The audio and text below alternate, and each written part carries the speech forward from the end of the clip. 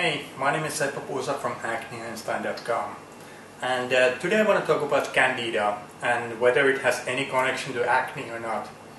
As you probably know, there's a lot of talk about Candida and the problems it causes in the alternative medicine and the natural health circles. And on the other hand, we have the doctors on scientific medicine who pretty much dismisses these claims and say that there's no evidence for it. So what should you think of all of this? Should you be concerned of Candida, and can it even possibly cause acne?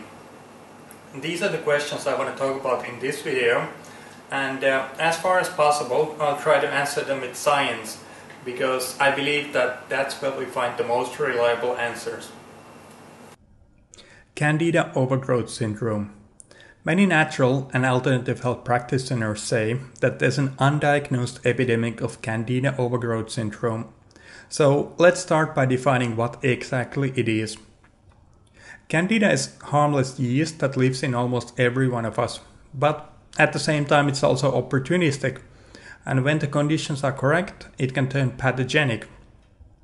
The gut is one of the places where Candida lives.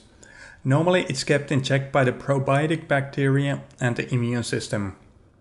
But things like long-term antibiotic use may wipe out a lot of the good bacteria from the gut, and this gives Candida the opportunity to take over. And like all living things, Candida has to eat and, poop. So this and the other toxins Candida produces can actually corrode the gut wall. Normally the gut wall is a very good barrier. It lets in nutrients but keeps out the bacteria and other stuff that shouldn't get into the body. But these toxins slowly corrode the wall and cause tiny holes to appear. Through these holes, Candida can escape into the bloodstream and spread all over the body. And this is what's called a systemic Candida infection. The claim goes that this thing happens in many people, actually in most people, if you listen to the alternative medicine crowd. And this is what they call the Candida overgrowth syndrome. Now, just to clarify, doctors and scientific medicine knows that local Candida overgrowth happens. Candida infections in the gut and the skin are fairly common, but doctors deny that this causes any problems outside of these areas, whereas the alternative medicine people claim that Candida can cause problems all over the body. They say that doctors just don't understand this problem and that's why they dismiss it. But that's not exactly true. Modern medicine knows systemic Candida infections very well, and there's a very good reason doctors don't believe these claims. That's because most people with systemic Candida infections die. The mortality rate is just horrifying. Studies have shown that it can be as high or even over 50% in people who don't get immediate treatment. And even 30% of those who are treated immediately will end up dying. Doctors also know that systemic Candida infections are very rare. They only happen in people with badly damaged immune systems, like HIV patients or people undergoing chemotherapy. So it's highly unlikely that millions of people are walking around with systemic Candida infections and just feeling a little bit tired because of it. Subclinical systemic Candida infections. Now, is it possible that something else causes the problems the alternative medicine people talk about, like a milder form of systemic Candida infection? Or, as the original theory goes, that Candida doesn't exactly escape into the body, but the toxins it produces leak through the gut wall, and that some people are just hypersensitive to these toxins. And this is what some people call Candida hypersensitivity syndrome. So could this be the cause? Well, anything is possible, but we should look at the evidence before accepting any claims. And this thing has actually been studied. I found 2 papers that reviewed all the studies on this topic, and they both conclude that there's no evidence for milder forms of Candida infections or any Candida hypersensitivities. And you can find the links to these studies from the show notes. The only evidence Candida syndrome proponents can muster is a collection of anecdotes and testimonials. Now, it's nice that these people are feeling better, but as evidence, this is very poor quality. It's easy to find many reasons why these people got better, reasons that have nothing to do with Candida. So as evidence, these anecdotes are pretty much meaningless. So given the best evidence to date, there's no good reason to believe any undiagnosed Candida syndromes exist. But wait, before you go celebrating, I want to say that this doesn't mean Candida could not cause acne.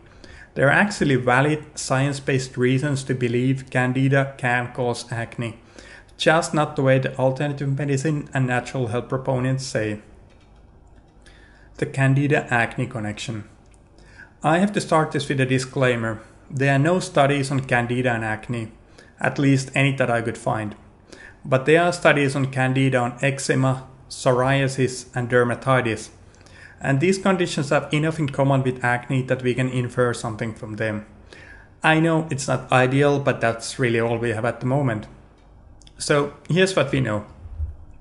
People with skin conditions often have higher rates of Candida in the bowel and the skin compared to people with healthy skin.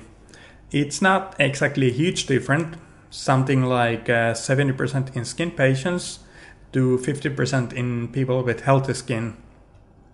We also know that there's a link between gut health and skin health. We know that gut and digestive problems are far more common in people with skin conditions. And there's a good reason to believe that Candida overgrowth causes or aggravates gut issues. There are studies linking Candida to irritable bowel syndrome, for example. Studies have also found that skin patients have higher levels of Candida antibodies in the blood. These are the chemicals the immune system uses to kill Candida. So it is possible and maybe even likely that this also increases inflammation in the body, and that can aggravate acne. Finally, in some studies they have actually given antifungal drugs to people with skin conditions, and in many of these studies the drugs actually help the skin. And this happens even when the drugs only target Candida in the gut. So if you target Candida in the gut and the skin gets better, to me, that's a pretty clear message that there's something going on there. So that's Candida in the gut. And I have to say that all of this is still a bit speculative, but I believe there's enough evidence to look into the possibility. Now let's look at another way Candida can cause acne and other skin problems. And this can happen through local infections in the skin and mouth. Some studies show that in eczema patients, the immune system is a bit trigger happy when it comes to Candida. It attacks Candida too strongly, and this can aggravate skin problems. And finally, before we finish, I want to stress that local Candida infections are simple to diagnose and treat. If you suspect Candida affects your acne, then by all means check with your doctor. There are accurate tests for this, and you can actually get it checked pretty easily. So, to summarize, there are really no good reason to believe that any sort of undiagnosed Candida overgrowth epidemics exist. It has been studied, and to date no good evidence has been found. It doesn't mean that it could not exist, but until there's some good reason or some good evidence for it, it's really nothing more than a fantasy for the people in the natural and alternative health circles. But that said, we do have good reasons to believe that Candida can aggravate or cause acne and other skin problems. And this can happen through localized Candida infections in the gut and the skin. So that's it for now. I hope you enjoyed this show. Check the show notes for references, and please leave me a comment and let me know what you think. This is Seppo Puusa from acneeinstein.com.